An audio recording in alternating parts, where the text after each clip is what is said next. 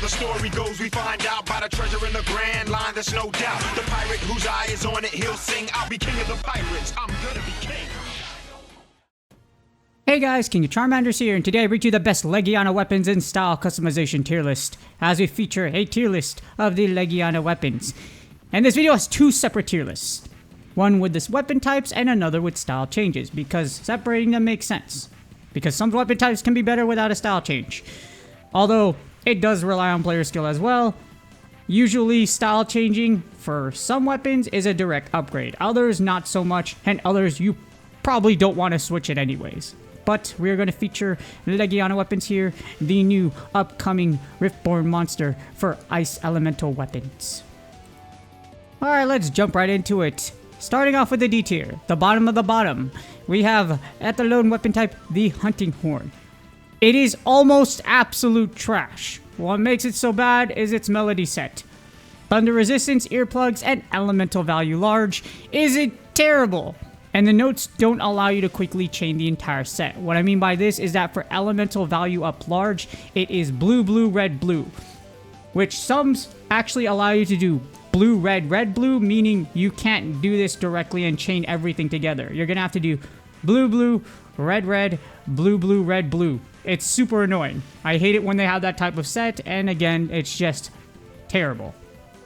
But it's only good against one specific monster because unless it's some hunting horns, which actually can work against a variety of monsters, unfortunately this one is just absolute garbanzo. This is basura. This is trash. This is doo-doo.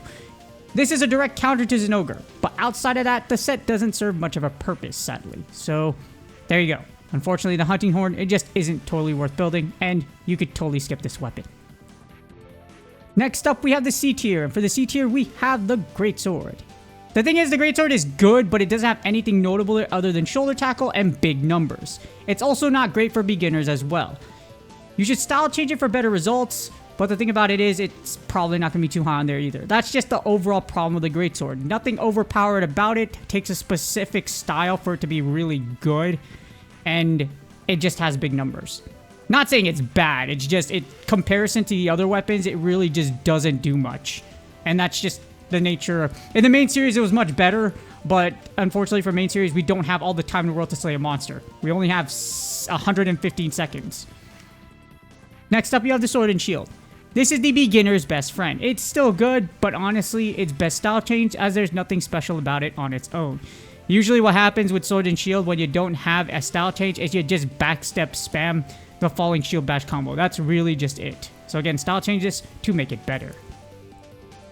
On to the next, and we have the B tier, starting off with the light bowgun. It has this weird ammo set that keeps it from the A tier, as spread and pierce isn't bad, but unless you style change, this isn't the best. That's really the kind of wonky thing about it. You gotta come in for spread, and then you gotta like go one, like dodge roll back, or no, slide back, and then pierce. So style changing this would honestly make it much better and not give you a headache, and that's what kind of keeps it from being better. Other than that, just the fact that it is a ranged weapon, you have it in B. Next up, you have the Switch Axe. Power element files are perfect for the Switch Axe, that's why it's really good. But it requires good player skill to be able to use effectively, as you have large windows to take damage. So that's just the problem with the Switch Axe. It is good, it is definitely worth building if you want to learn how to use it, or if you're a Switch Axe main. And those files are definitely what make it in the B tier. Next for the B tier, we have the Charge Blade. It has guard points, which requires good player skill to use, because if you're a beginner, you're really not going to understand how to transform it and to time your guard points in order to be massively effective. While it has power element files as well, which is perfect for this weapon type. Same reason for the Switch Axe, because the files are good. The Charge Blade itself is also a good weapon. Very technical, but also very good, is why it is in B. And B is also Gun Lance.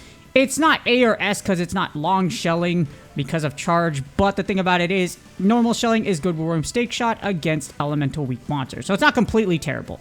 Otherwise, it's best used to style change into Blast Dash. So if you want this to be really good, definitely style change it to Blast Dash. Other than that, the Gun Lance itself is still okay, as normal shelling isn't completely terrible. And now we go into the cream of the crop, the second best. Well, it's still really dang good and you should consider building it, is the bow. Rapid is a great charge for arrow type. I used this against Black Diablos a lot in the early days. The problem was it actually wasn't buffed. Fun fact, for a couple of seasons ago, the buff actually was for its ranged, for the ranged weapons, for the bow in particular, was rapid arrows, where they were more accurate and they landed on their target faster. In addition, charge sidestep is just really dang good, which helps you dodge attacks / stay in critical range. In addition, you also have the lance. And honestly, the thing is, with the recent update with it, the buff, leaping thrust spam is just too dang good. This allows you to dodge attacks by strafing to the side, and having the ability to guard is a plus. So the lance itself is just really dang good. It used to be the bottom of the crop, but thankfully a whole bunch of complaining, Niantic was like, okay, we need to rework this, and bam, it turned into A class. And last but not least, in the A tier, we have the heavy bowgun. And the reason why the heavy bowgun's in here at A is because the ammo set is really solid for a heavy bowgun. It also has slicing ammo, so you can target and slice tails for those rarity 6 if it has the target for it. And that's why the heavy bowgun, strangely enough, heavy bowguns usually have these weird ammo typings, which just, they still work, but usually evading reload makes up for that. For this case, for heavy bowgun, Legiana, it's really dang good. But if we're talking out really dang good, you want the best of the best, the S of the S, the super of the supers. You have 2 weapon types here, starting off with dual blades. It's the best movement / hit rate spam weapon in the game. That's why it's so dang good. It got a huge buff last season when it's combos, and it's still great even when style changed. So if you don't want to style change it, when you style change it, dual blades is absolutely amazing. You want to use it, and I'm not saying this just because I'm a dual blades main in the main series, and I like using the dual blades more than the other ones. I dabble in every other weapon type in the main series, and in Monster Hunter now as well, in the trading sim, but dual blades is just factually really dang good. And of course, arguably the best melee weapon type in the entire game is the longsword. It has the built-in spirit gauge boost. Unless it's nerfed, this will always be an S tier weapon. In addition, you have the only built-in weapon mechanic that can negate and parry and counter almost any attack. And again, the built-in damage boost is just too goated. That's why the longsword, and that's why you see a lot of like 10-star content creators using the longsword. It's so dang OP that the mechanics inside the weapon itself make up for a lot of errors you can make, and it absolutely roasts and slashes through monsters. That's just how good the longsword is, and it will be here forever. In fact, they didn't even... Fun fact, this is the only weapon they didn't nerf or anything like that. They were like, no, just leave it as it is. It's perfect. We don't need to do anything with it, and rightfully so. And now we move on to the next tier list, which is the Legiana style customization tier list.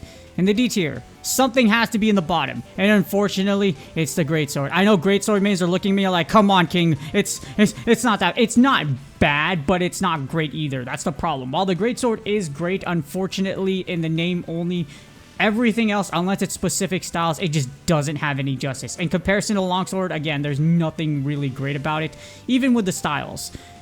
If you're using the aggressive dodger build, which is the usual thing you see with Greatsword mains, there's no point. And sadly, something just has to be D tier, and overall the Greatsword isn't anything special. That's just the way it is. I don't care if you have feel some sort about it. If it sucks, and it needs to be recognized as suck in order to get better, and the Greatsword style changes just isn't it.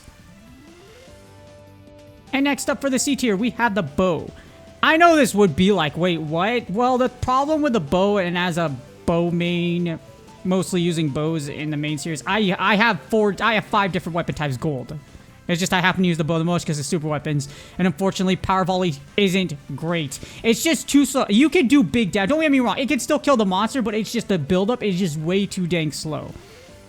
And honestly, if you want to use the bow style change, dodge bolt is best with Legiana, and the arc shot has the ability to stun.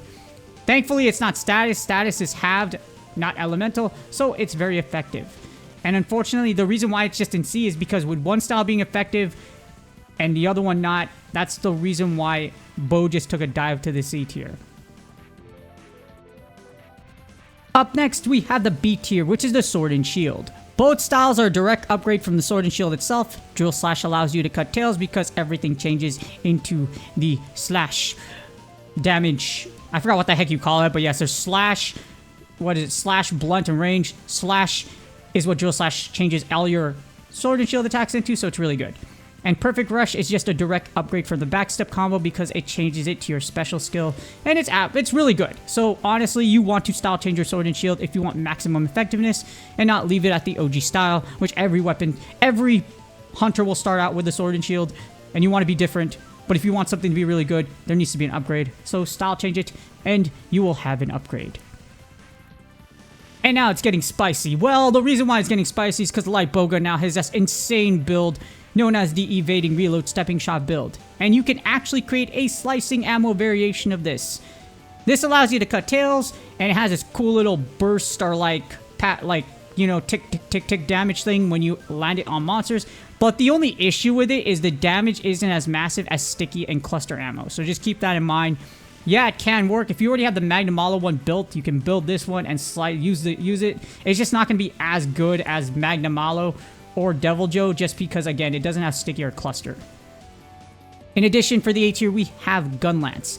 Blast Dash is perfect for normal ammo, and the movement allows you to dodge/attack and move to close distance against a monster. So the advantages of style and the upgrade from the original make up for guard reload not being useful due to shelling type. It's not fair of me to punish the Gun Lance because style change for the Gun Lance is dependent on its ammo type. For long, for shelling, and for long shelling, for wide, and for normal. They probably predicted long shelling, well, because long shelling, you just use the charge shelling style. So there's no need to give it a boost. So because of that, again, Blast Dash with the Gun Lance, and the reason why, if you've ever used it, it's really dang good, and it's perfect for normal ammo. And if we're talking about the perfect style customizations for the S tier. For Super Cell, if you are a Dragon Ball Z fan, you know Cell just absolutely wrecked the Z Warriors, actually, until Gohan turned Super Saiyan, when Super Saiyan 2 had the power of friendship, went absolutely insane, went angry and feral, and we're going to talk about feral here because the dual blades just got their style changes released, and both styles are absolutely amazing. They're actually a direct upgrade from the original dual blades. However, they do require great player skill. If you aren't great at the dual blades, make sure you get practice them before you style change over, because both of them do have specific mechanic changes, etc. But again, both are a direct upgrade because Feral Demon Mode and Spiral Slash are really dang good. Having tested it myself already, and I can't wait to style change my dual blades so that I can actually start using these in hunts. But what has never changed, and what doesn't require you to go feral, you can actually be a samurai and blast everything, well, not blast, and just cut everything in half, is the longsword style changes. I don't really need to go over this because both styles are just amazing for the longsword. It's not a direct upgrade because the original style can work good as well, but again, Sacred Sheath and the Spirit Reckoning are just absolutely incredible styles. Sacred Sheath does require quick work just because of the downtime you get in between trying to charge your blade, but other than that, Spirit Reckoning can do heavy damage, so it's just really up to you. With that being said, both of these are definitely worth building and style changing if you can build them and max them out, or heck, even if you could just style change. Hopefully this helps you decide which Legiana weapon to build. Anything from B to S tier is honestly worth building. You can skip the rest. Especially everything in the S. Dual Blades and Longsword just is just that good. If you already built it, you're probably just excited like, oh my god, I could style change. As for me, I'm probably going to roast a lot of Legiana because I need those materials. Because Legiana is one of the monsters where I actually dumped all its materials, or most of it, into the garbage bin just because I need space. So now you're probably going to slay a lot of Legiana like I did, but even if you're not going for style changes or anything like that, Legiana is a great monster to farm for Wyvern Gem Shards because both wings give you that Wyvern Gem Shard chance, so it's definitely worth going after. With that being said, please do me a huge favor, like, subscribe, and comment for the YouTube algorithm. Hopefully y'all are excited for the dual blade style change, and hopefully you get all the materials you need for your Legiana 2020 upgrades, or however much you plan to get it for this event. Good luck on your grinds, good luck on your drops, and I will see y'all on the next video.